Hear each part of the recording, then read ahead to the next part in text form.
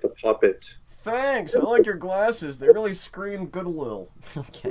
Ventriloquist. Oh my God, that's fantastic. Yeah, you look like a New York fashion designer. I can do the alphabet with my mouth closed. Oh, A B C D E F G H I J K L M N F E Q R S T U V W X Y Z. oh, this guy's really good. Yeah. Did you make the puppet? Yeah, he did. I did. Yeah, yeah. This is Bill. Yeah, and he's a zombie. Hi. Hi, Bill. Hi. Cool. Very nice. I think it's good. Let me see the profile again. Oh, are you a designer? I'm an animator. Oh, are you really? What's your name? I'm not gonna tell you. All right, let me see the profile. Oh, so he's not an animator. No, no. Nose you need a bigger nose on him, so he has a cooler profile with a big schnoz. You know. Yes, Well, his nose is decayed. You need a bigger nose. Just make it doesn't have to be so faithful to being a zombie. Just give him a nose. You know. Well, oh, like a human nose? Just make it. You know, it'll be. Listen, you'll be more successful. Also, let me say the color could be better. The hair is too. It should be green or something. Not. It should be a green. If you have green hair on a like a teal greenish fleece, it wouldn't complement it well, though. Well, you need to learn. You're in high school. You need to learn more about color. Maybe you should go to art school and learn about color.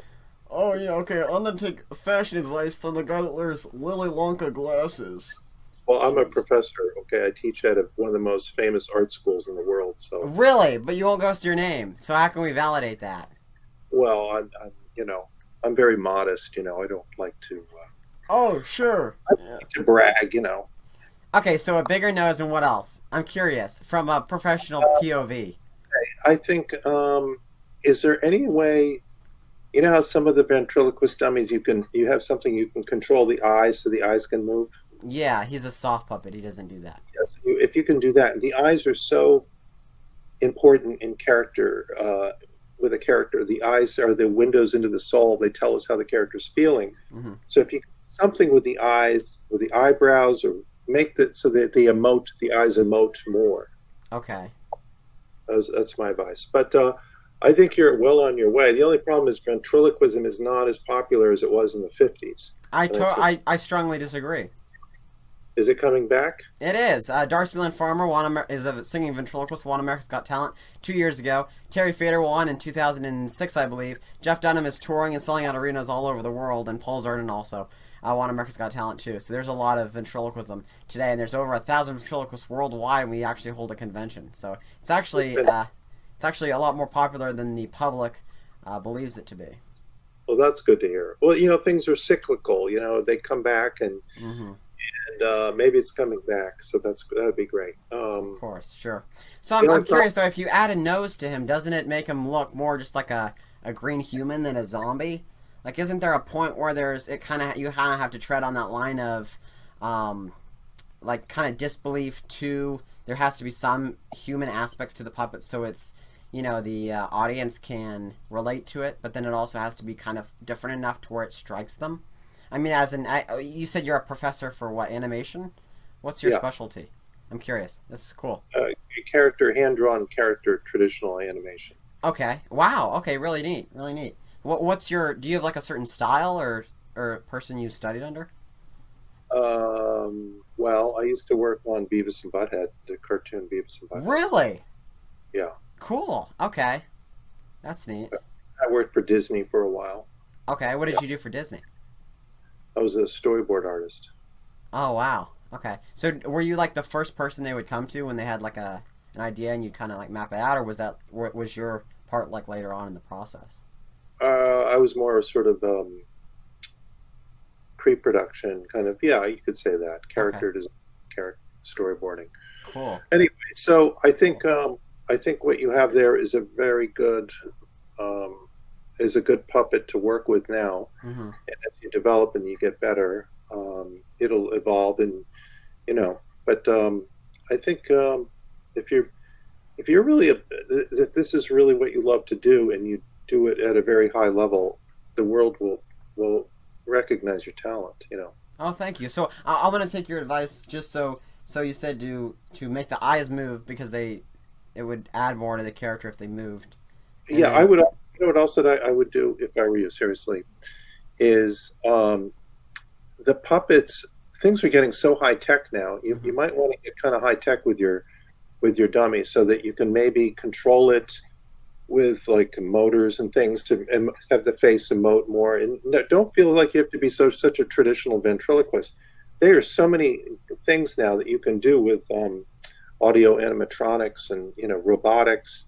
So I still think like Jim Henson had right, the sock puppet, and that was the way the mouth did the lip sync was so amazing because he's moving the mouth with his right. Each individual finger adds a level of yeah. emotion to it. So I would he was animators talk about Jim Henson and the Kermit in the lip sync of that mouth as though it's like the gospel. So but then it's going back to like a sock puppet. But Right. so I guess I'm saying many different things. I'm just sort of talking off the top of my head. My here, problem but, with this is it's like I feel like if you turn something like this into like a traditional vent figure that's harder but that has those mechanisms, you give away you lose the movement that you can do with the body and the other things in performance. that's true. Yeah. So But it's a hard type of balance there.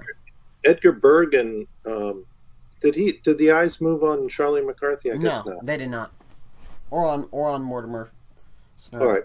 Yeah. It was later that they started doing that with the eyes, right? No, the eyes never moved on Charlie. No, but later in ventriloquist puppets, the eyes would start to move, right? Yeah, they had some later versions, and now they can do just anything. But Right. yeah. Yeah, I would make a puppet that had a lot of elasticity in the face that could go, Mm-hmm. if you could do that with a puppet, that would be very funny, Like I was on here the other day and I was eating a popsicle and I was chewing it. I was going, and I was making people laugh just by doing this rotation movement. Yeah. And it looked like I didn't have any teeth or something. I was going, and people were just cracking up. I mean, just because of what I was doing with my face. So I'm curious, what's the number one thing or advice you give to your students when they're new to this that they should look for or that they should incorporate in their designs? lip sync character animation. Or just like creating characters or anything. To base the character on somebody they know. Okay. Gives it when you animate from observation, it gives the character a bit of nuance and detail and subtlety. That's so whenever you study people and you observe their mannerisms, their little things they do with their eyes or their little, it makes the character seem alive. Like I'm animating a character now that's like a sphinx. You know how cats do this. Mm-hmm. Yeah. When they do this. That's something that one of my character does, and it makes the character seem very alive. So those little details make all the difference. So. Wow. Well, thank you. You're welcome. All right. Take care. Good luck.